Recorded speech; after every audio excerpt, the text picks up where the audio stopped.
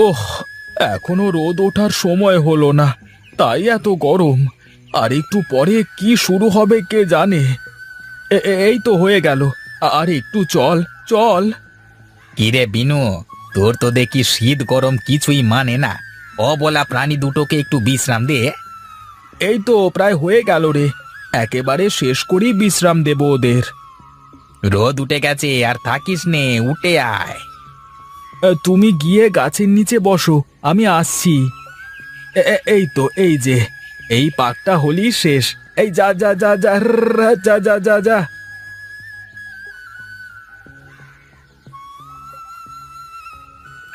আয়, যা, আজকের মতো তোদের ছুটি।